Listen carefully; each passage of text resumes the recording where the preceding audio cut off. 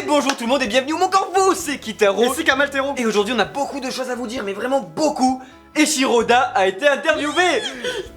Yeah! Wano Kuni, la fin du manga, comment Eiichiro-Oda communique avec ses fans. Absolument tout ce que vous pensiez savoir là sur One Piece en ce moment va être totalement chamboulé. Eiichiro-Oda a été donc interviewé et il a pas dit n'importe quoi. Vraiment, on va mêler ça avec ce que les éditeurs ont dit précédemment. Vraiment, et on est sur le cul. Même nous, on est comment sur le cul. On a appris des trucs totalement invraisemblables. Et donc, on se doit d'en parler avec vous. Encore une fois, on est super fiers de pouvoir le faire, de pouvoir partager tout ça avec vous. On a traduit. On en parle tout de suite. C'est parti.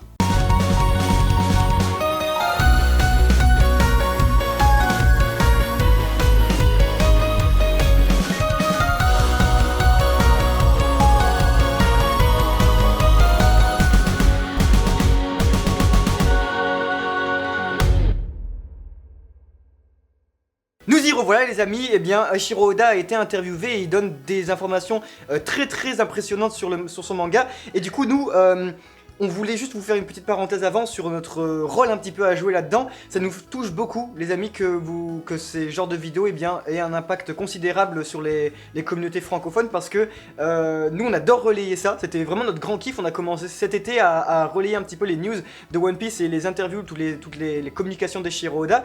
Et vous imaginez pas à quel point on a été touché lorsqu'en convention il y a des gens qui sont venus en fait nous remercier, nous féliciter d'avoir eh bien répandu un petit peu la bonne parole parce que ça manquait un petit peu tout ce que les japonais savent et que nous on sait pas. Et bien voilà, du coup merci beaucoup d'avoir cette confiance en nous et du coup sans plus tarder, on va balancer le premier point d'Eiichiro-Oda. On va commencer par vous faire un peu pleurer. Donc, les éditeurs d'Eiichiro-Oda ont raconté une histoire, ont avoué quelque chose de très intéressant qui a été resté dans l'ombre pendant longtemps. Un assistant d'Eiichiro-Oda, donc qui l'aide à dessiner, pendant un moment n'avait plus de maison, n'avait plus de moyens, n'avait plus d'argent, ne pouvait plus rien faire. Et pourtant, il pouvait juste une chose, c'était aider Eiichiro-Oda à dessiner. Qu'est-ce qui s'est passé? C'est qu'il est venu vivre avec Oda et sa femme. Sérieux? Il est venu vivre avec Oda et sa femme pendant longtemps, ils lui ont loué un studio, ils lui ont donné une chambre et tout. Et même qu'après, ils étaient dérangés parce qu'il faisait beaucoup de bruit. Non, c'est du no, ce qui est marrant c'est que c'est vraiment du no fake hein. Donc voilà, c'est assez intéressant parce que non, c'est un assistant en fait. Eiichiro-Oda a donc pendant longtemps hébergé ses assistants en fait chez lui parce que quand on vous disait qu'en fait One Piece était à l'image de son créateur, bah voilà, on voit quelqu'un qui a un cœur grand comme ça. Ça c'était déjà le premier point, mais c'est rien. C'est chaud, je suis touché parce que je savais pas du tout. T'imagines vivre chez Oda pour de vrai. Et vraiment, genre le matin tu te lèves, il est en train de manger une brioche et tout. Attention les amis, il y a que des nouvelles de fou furieux. Alerte au tease, alerte à la hype. Le haki de la hype, j'ai envie de dire.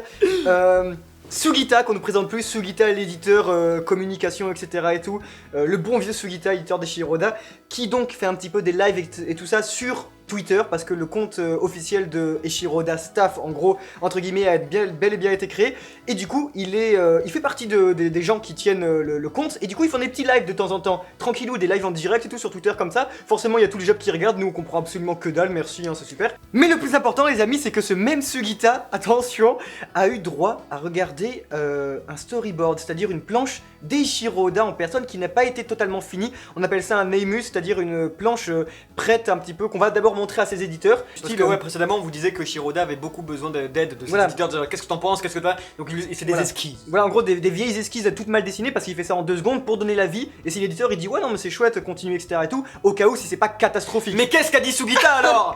Et Sugita il a vu que putain genre ça frissonne.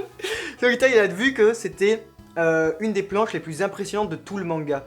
Il a vu en gros, et imaginez bien que c'est super mal dessiné, c'est juste des vieux traits etc et tout, et que malgré que c'est super mal dessiné et tout ça, il a été totalement stupéfait par ce qu'il a vu, que c'est une scène très marquante, absolument fantastique, et qui devrait arriver, attention, selon ses approximations, mais en même temps, vu la fin de la scène, il sait pas trop, c'est entre 2 et 9 semaines.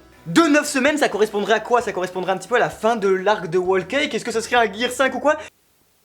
On enchaîne, on ne s'arrête vraiment pas. Marty Edelstein, vous savez, c'est celui qui va donc produire et réaliser quoi? Eh ben le live action de One Piece, voilà, avec des vrais acteurs, prise de vue réelle et tout, le truc qui fait waouh, ça fait un peu peur et tout, oui, ouais, c'est vrai. Eh ben, il est venu au Japon pour le One Piece Prime Show. Sérieux? Il est allé au Japon pour le One Piece Prime Show à Osaka, bien sûr, accompagné de qui? De Sugita. Avec Sugita, bien sûr. Et ben il a pu voir un peu, c'est ses mots à lui, on vous en parle parce que c'est quand même assez intéressant, c'est qu'il a pu voir tout l'enthousiasme qu'il y avait autour de One Piece, tous les fans japonais, et qu'il a promis, voilà foi de moi, il a promis que jamais il trahirait cette confiance qu'ont les fans pour lui, et que si un jour, un seul épisode de cette série One Piece live action était à chier, il arrêtait tout de suite. Oh, en vrai c'est bien, en vrai c'est cool. En vrai, il y a la parole, il y a l'acte. Reste à savoir ce qui va se passer, mais ça montre que quand même Marty Edelstein donc a quand même des principes, ça peut être cool, et on sait qu'il travaille très étroitement avec Eiichiro Oda, l'homme qui a peut-être d'ailleurs le plus de principes sur Terre, donc... Alors voilà, elle est ici, la nouvelle les amis. Ça va être dur à avaler parce que pendant longtemps on n'a pas arrêté de répéter. Même, j'ai envie de dire, dur à croire en fait, ouais, c'est ça le problème. Du coup, voilà. Eiichiro Oda a annoncé officiellement que l'arc de Wano Kuni n'arriverait pas avant 1 ou 2 ans. Voilà, donc c'est dit, mais... Alors dans tout ça, il y a plein de choses à comprendre les amis, c'est que tout d'abord, Eiichiro Oda peut revenir sur sa parole parce que surtout lorsqu'il s'agit d'estimer des durées. Eiichiro Oda il est très bon dans beaucoup de domaines, mais pour estimer des durées, c'est pas le champion, c'est-à-dire que il a eu par exemple, on peut mettre un exemple super cool qu'un anglophone nous a présenté, c'est pour le Going Merry. Il avait teasé la fin du Going Merry, le fait que voilà qui va être brûlé etc et tout ça, donc la fin d'Enies Lobby.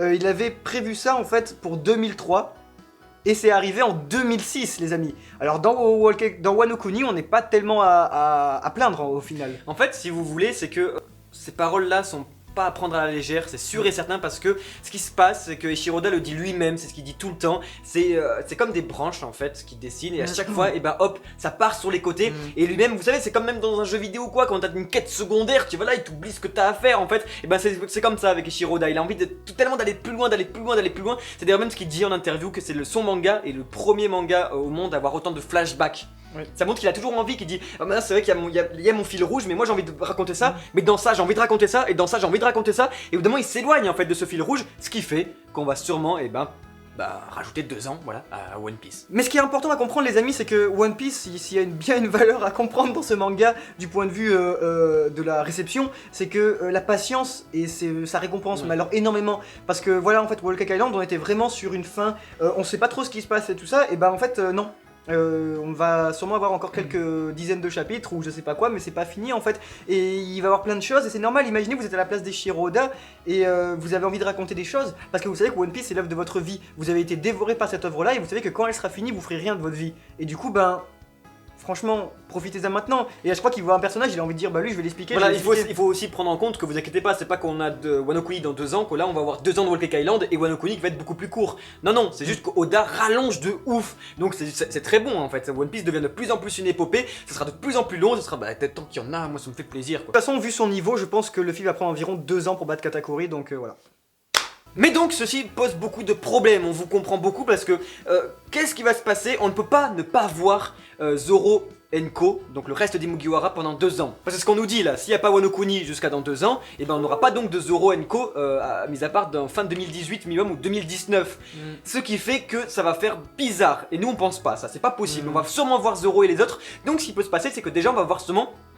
Et oui, la rêverie, mais qui sera pas du tout un arc tout court comme beaucoup de gens pensaient, ça va pas être un arc avec peu de chapitres, mais un arc super long qui va sûrement expliciter beaucoup de choses, que Dragon, Barbe Noire, Marie-Joie, beaucoup de trucs révolutionnaires, le gouvernement mondial.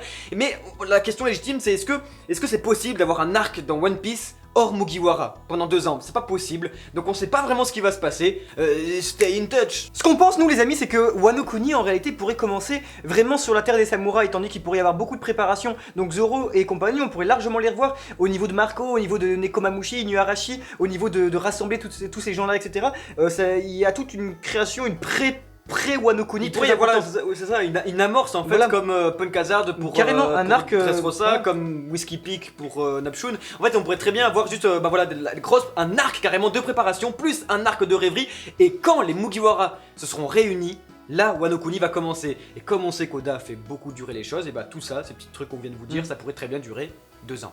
Et très franchement, c'est que pourquoi pas faire de Wano Kuni la prochaine île des hommes poissons? Parce qu'avec le parallélisme, etc., vous savez notre fameuse théorie, eh bien, Enies Lobby est égal Wakak Island. Après Enies Lobby, on comprend que la prochaine position et tout ça à piéger, c'est l'île des hommes poissons. On comprend que c'est l'île où il faut aller, c'est la prochaine étape dans le log post. Mais ouais. Après Wakak Island, qu'est-ce qu'on a? Eh bien, on a Wano Kuni. Et Wano Kuni, ça nous est utilisé depuis belle lurette. Et on a environ quoi, 4 ans, vu que c'est dans 2 ans Wano Kuni. Mais ouais. Eh bien, ça correspondrait parfaitement. Et du coup, pourquoi pas que Wano Kuni, ce serait l'île tant attendue en réalité, sauf qu'en fait elle viendra pas avant que les Mugiwara soient séparés encore une nouvelle fois, qu'il y ait une grande guerre, etc. Et peut-être que dans 2 ans, 3 ans, 4 ans, on sera enfin à Wano Kuni et quand on y sera, on dira ok. Bon, on espère qu'on vous a pas perdu. Est-ce que vous êtes toujours là? Parce que oui, à Wano Kuni, Eiichiro Oda a annoncé qu'il y aura un passage très important concernant Ace.